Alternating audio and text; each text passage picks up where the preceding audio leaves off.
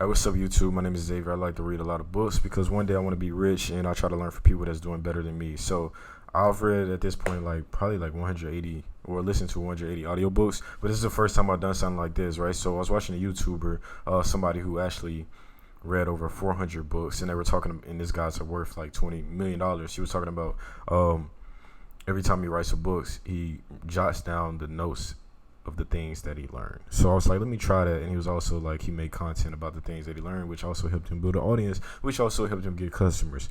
So that's why I'm making this video. Just being honest, right? So this book was a dopamine detox because I'm in this phase of my life where I'm trying to get super disciplined, super focused, and be able to maximize my time efficiently. There are 24 hours in a day.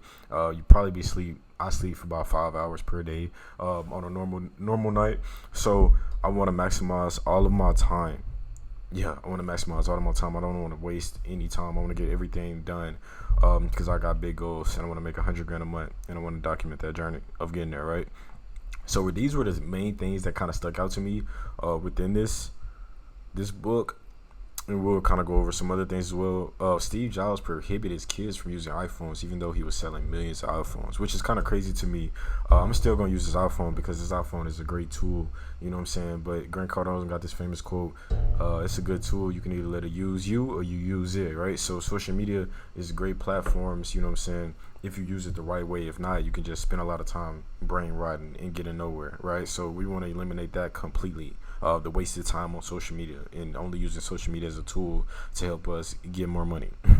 Point blank period, right? So just seeing Steve Jobs, which somebody I looked up to, the actually first book I ever read when I was in high school, and it actually changed my perspective on life as a whole, seeing that he didn't even let his own kids use iPhones was very eye-opening to me. We also had this billionaire former executive from Facebook, you know, one of the biggest companies in the world in the world of tech. He says we must rewire our brains to focus on the long term, which means removing social media apps from our phones. Like, this guy was an investor in Facebook, and he's talking about removing Facebook from your phone so you can start thinking long term. But the reasoning he said is because these apps, they wire us to, you know, focus on short feedback, like super fast feedback. And we condition ourselves to expect fast results in everything we do, which is absolutely true. I caught myself doing that for years, and I just realized now that I gotta rewire my brain to think long term. Like, it wasn't because of this book. This is something I've been thinking for like the last couple months. I gotta start thinking in like 10-year increments. If I do this for 10 years, what's gonna be the result of this? And I heard Alex Ramosi talk about, when he started his podcast, his projection was, if I do it in 10 years, what would happen in 10 years? He wasn't looking at today. He was thinking about 10 years from now, what would this be? You know what I mean? Because a lot of people get podcasts and they quit. How many people have done that? I've done it a couple times, right? So start thinking in things of 10 years. How will this look in 10 years? How long, you know, what can this become in 10 years? So that's kind of my mindset now, with anything. Like, even the smallest thing. If you're talking to a girl, like, is this a girl I want to talk to for 10 years? The answer is no. Don't talk to that girl. Facts. I like to break it down to the simplest form. And if you watching this, more than likely a boy. So not saying that everybody's a boy, but more than likely you are a boy. So you can understand that, right? And no, motivational videos won't help you reach your goals, but performing consistent daily actions will, right? So compound, right? Everything compounds over time. If you go to the gym every single day and you continuously go to the gym every single day, eventually your body will change. Will it change after 30 days? Maybe not. Will it change after 40 days? Maybe not. But if you go for 2 years straight, your body's going to look different. You know what I mean? Like, it's a fact. It's just science, whatever, right?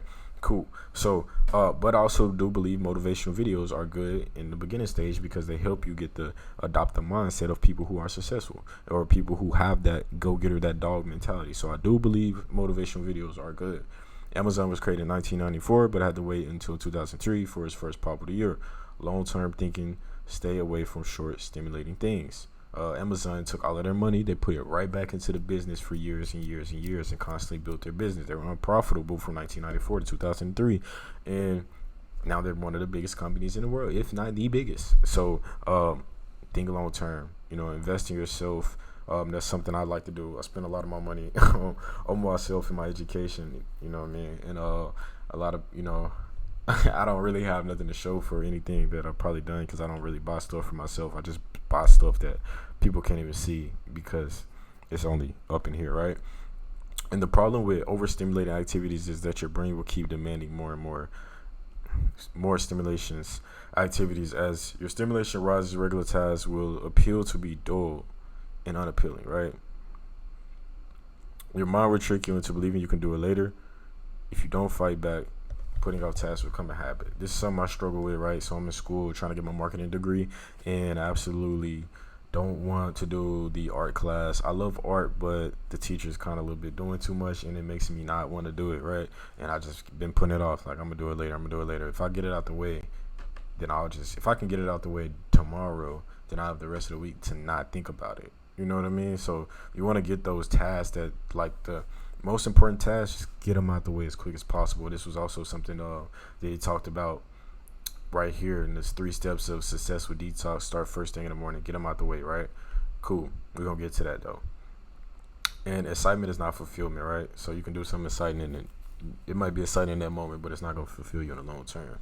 The steps for a successful detox: identify your biggest distractions, add frictions, start first thing in the morning. Identify the distractions, write down your cans and cannots, right? So make a list of things that you can do that will benefit you, and make a list of things that you should not do that don't benefit you at all, and try to eliminate those things. And then you got to add friction to make it hard for yourself not to do those things, because more than likely you're probably addicted to doing those things. So, like, add friction. For example, I vape.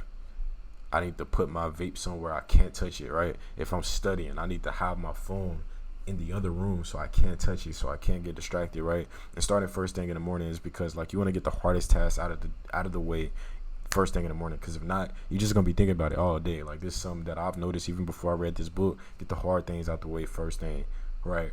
Do the hard things first, the hardest thing first, get it out the way. That way you can have the rest of the day stress free, right? Plan your day. It gives you the opportunity to clarify which tasks are important and which aren't. Write down the key tasks that move the needle forward, and put these tasks first. Like we was just talking about, what moves the needle forward, right?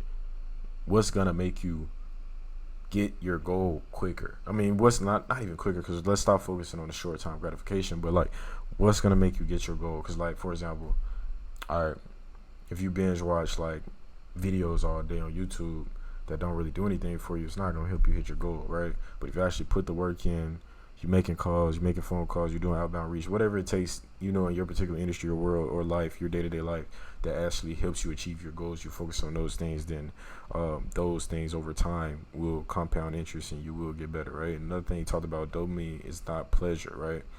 Dopamine plays its role to encourage us to act and earn, my fault, I stuttered. Dopamine and the role it plays is to encourage you to act and earn an anticipated reward needed for your survival and reproduction. But unfortunately today has been hijacked by the things that we see on a day-to-day basis. My fault. I'm from Louisiana. I got a thick accent, so sometimes some words be kind of hard for me to pronounce at times. All right, cool. This is not for, that's basically it. So basically the whole moral of the story is like just trying to wire ourselves to focus and stay focused and eliminate as many distractions as we possibly can, so we can ultimately be successful. And that's what the whole thing about, this whole reason why I got this book. I'm gonna start doing these things, like when I read a book, I'm gonna just start doing stuff like this, right? So because I'm trying to make $100,000 a month, and I really want to do that, and I know it's possible because I see other people do it, so it's possible, right? We just gotta be the type of person that's deserving of $100,000 a month, right? So yeah, that's all I got for this video. 8 minutes is pretty long. I didn't think it was gonna be that long, but I'm out. Peace.